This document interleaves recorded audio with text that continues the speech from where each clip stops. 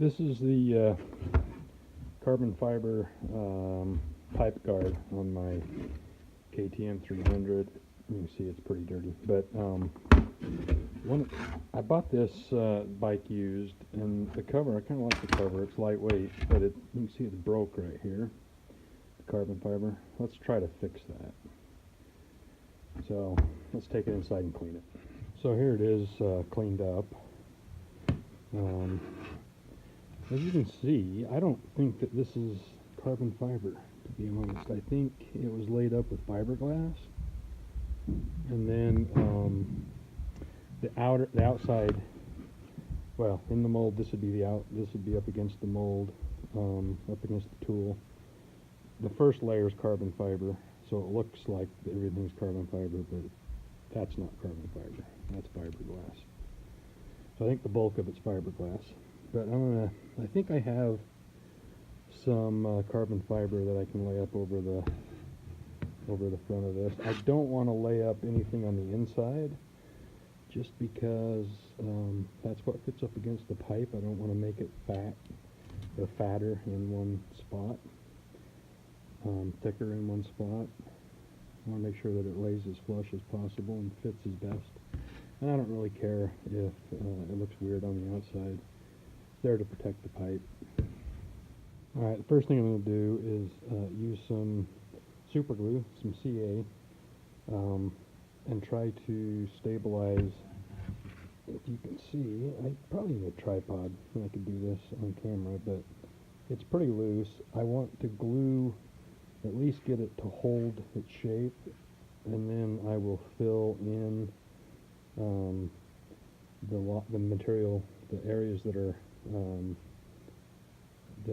missing material. I'll fill them in with a filler, and then sand it flush, and then we'll put carbon over the top. So that's the first thing I'm going to do. I don't have a tripod for this camera, so it'll be off camera. But essentially it's just super gluing it together. Alright, so there it is, held together. It's just held together with super glue, so it's not going to be strong, super strong, but it's strong enough to hold its shape while we lay it up, I hope, anyways. That's the materials I used. Alright, so now I'm going to rough it up a little bit more so I can put some filler in it. So, sanded up a little bit, just with sandpaper. I'm a little concerned now. It smells like polyester resin to me, and I was planning to use epoxy. I don't think they'll stick together very well. I'm still going to try epoxy. I don't have any polyester. I don't know why they'd use polyester on something that would get this hot. So, I don't know. I would have thought epoxy would be more heat resistant for a muffler or for an exhaust pipe shield. Anyway, I'm going to probably use some Bondo to fill that in. You could use almost anything, I think, to fill it in, some thickened epoxy or even thickened polyester, I guess. Yeah, that's next. Okay, there it is, filled in. All the low spots are filled in. So all that's left is to cut some fabric and wet it out and put it in a bag, vacuum bag, and vacuum it up. Alright, this is the carbon fiber cut out. I know the carbon fiber that I have are for lightweight model airplanes, so I don't have any real heavyweight carbon fiber. This is the heaviest stuff I have, which is about, I think, 5.5 ounces. It's unicarbon, so the carbon only runs in this particular piece. The carbon only runs this direction. It's got fiberglass running this way, S-glass. So I cut this direction, this direction, this direction, this direction. We'll lay them up so that they alternate. Same number of plies in each for the whole layup. I think I'm just going to do just these 4 layers, see how it turns out. As you can see, each patch is a little bit bigger than the next one, so they'll overlap on the top. It won't have such a sharp edge, hopefully. It'll taper into the piece. And I sanded the area here big enough to accept these patches. So, you know, the next step is wetting it out, getting it in a bag, and vacuuming it down. You know what? I decided to change my mind. Instead of using vacuum, which I would normally use since I do have a vacuum pump, I realized most people probably don't have a vacuum pump, but they might be able to get their hands on carbon and some epoxy. I'm going to do a different method. This is just a plastic. It's not sticky at all, but it's a landscape tape, I guess. You can get it at Home Depot. You wrap it around trees to tie them to stakes, or tie plants to stakes. What I'm going to do is wrap this around.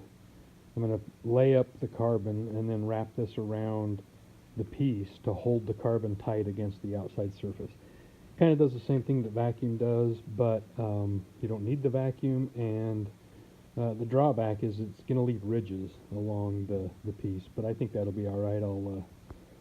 I'll just sand those off as we get done.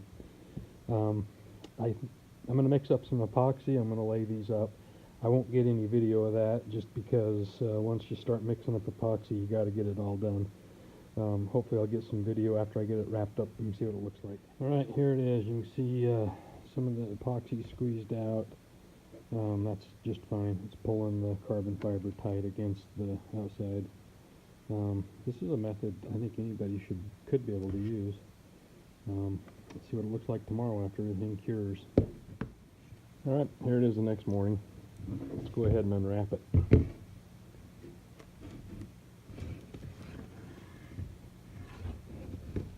I don't think I can do this and film at the same time. I don't have enough hands. Let me unwrap it and we'll see what it looks like. Alright, so this is the repair so far with the tape off. Looks really good. You can see the tape ridges. Those can be sanded down or scraped down with a razor blade if you want. And then you can spread a little thin CA over if you sand it to make it shiny again. I'll probably do that. Put it back on the bike, but it appears to be pretty strong. And the repair looks good. One note on the tape. I like to use that tape because it's both stretchy and epoxy won't stick to it. So whatever tape you use, just make sure that epoxy won't stick to it. That's all. Alright, there it is, installed. It looks pretty good. I didn't sand much of the ridges off. Kind of looks like a snake skin. But it's pretty tough.